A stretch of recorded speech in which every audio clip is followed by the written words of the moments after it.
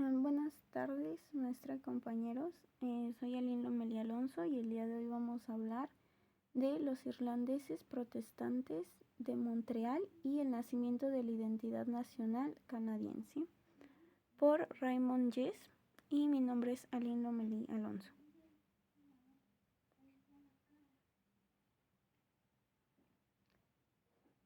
Montreal era una zona de contacto y un centro de inmigración donde el intercambio intercultural se producía a diario y donde se formaban y transformaban comunidades étnicas y religiosas.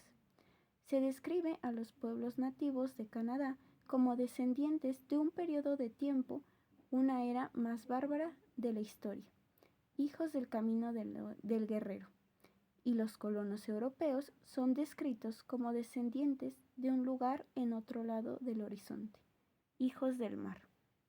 Después, el autor marca una identidad negativa al describir la diferencia entre Estados Unidos y Canadá.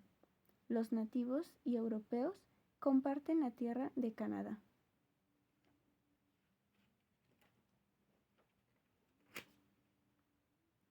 La mayoría de irlandeses protestantes llegaron a Canadá antes de la hambruna de patatas, entre 1845 y 1849, que provocó enfermedades y emigraciones masivas en Irlanda.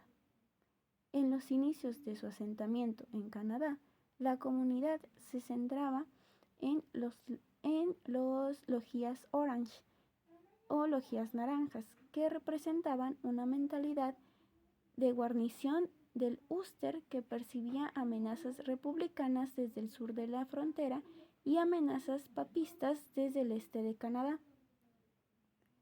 En el siglo XX, la Orden Naranja era la organización fraterna más grande de Canadá, un país con el mayor número de miembros naranjas del mundo. Sociedades migrantes comenzaron a surgir a finales del siglo XVIII, entre la Confederación y la Primera Guerra Mundial, y en épocas de apogeo económico, ya que proporcionaba a los nuevos inmigrantes una red social que les ayudaba a integrarse mejor a la sociedad de acogida. El proceso migratorio podía amplificar y agudizar identidades colectivas basadas en diferentes naciones religiosas o étnicas. Las sociedades de acogida recibían inmigrantes de más de una fuente, por lo que las diferencias de identidades se agilizaron, no solo junto a la sociedad de acogida, sino también con otros grupos de inmigración.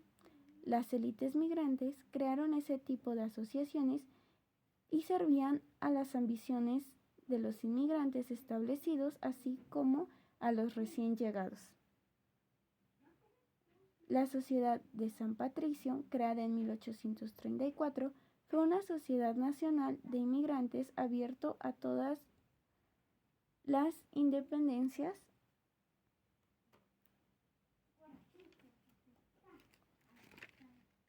de su región,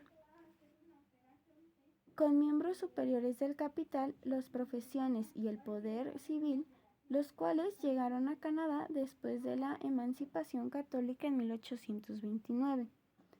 Había otra sociedad, la cual era la Sociedad de San Patricio. Las sociedades católicas habían trabajado para apropiarse de la sociedad y de su imagen. Como consecuencia, la nueva IPBS no tuvo más opción que utilizar el término protestante en su título. Decía: el objeto de esta sociedad será caritativo por naturaleza, promover el bienestar de los protestantes irlandeses en Canadá, etc. Para la sociedad fue más allá de la caridad para los protestantes irlandeses, también fue una sociedad para personas ambiciosas que buscaban entrar a la política civil. Hincks fue el autor de la ley bancaria que permitía todos los bancos canadienses tienen estatus federales que renovarían cada 10 años tras la revisión de la propia red bancaria. Ambas sociedades pusieron límites para saber a quiénes ayudar y a quiénes no.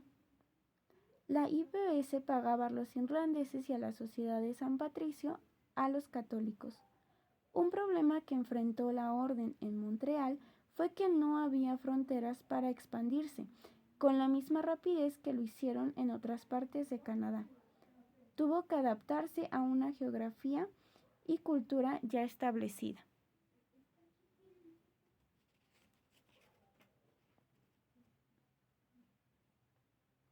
Como siguieron llegando francófonos y aumento de personas católicas, esto provocó que las logias quebequenses y el resto de Canadá fuera difícil a las disputas en común.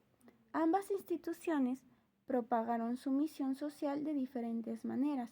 Eventualmente, ambas tuvieron que adaptarse a sus situaciones y minoría demográfica. Para los que decidieron quedarse en Montreal, remodelaron sus identidades culturales de manera nueva y adoptaron, creando como resultado una identificación distintiva con base canadiense.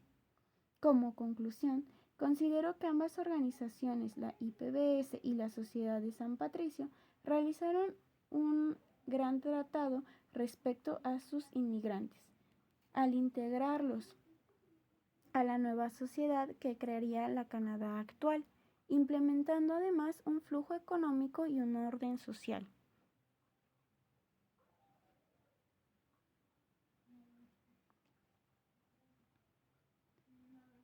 Relaciono esta situación con el acontecimiento actual en México y la inmigración haitiana, que desde mi perspectiva no se ha manejado de la mejor manera.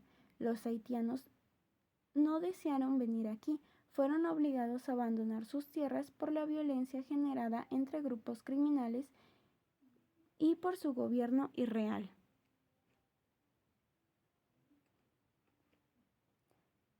Como ciudadana de la Ciudad de México que reside en la alcaldía Tláhuac, puedo observar que no hay demasiado apoyo para los migrantes, si bien se sabe que el monto máximo de apoyo federal será de 300,000 pesos por proyecto de acuerdo con la siguiente mezcla financiera, que es un 50% corresponde del gobierno federal y el otro 50% a las organizaciones migrantes. También serán posibles las aportaciones adicionales de las otras dos órdenes de gobierno. Sin embargo, como podemos ver en la imagen, así es el albergue para migrantes en Tláhuac, pero hay demasiadas personas que lo han comenzado a abandonar, incluso han puesto sus casas o casas de campaña en las calles. Además, como ha habido casos de allanamiento de morada para las personas que viven cerca de este albergue. Sin embargo, no hay ninguna autoridad que pueda regular esto, generando un problema y claramente un choque cultural con los residentes y los inmigrantes.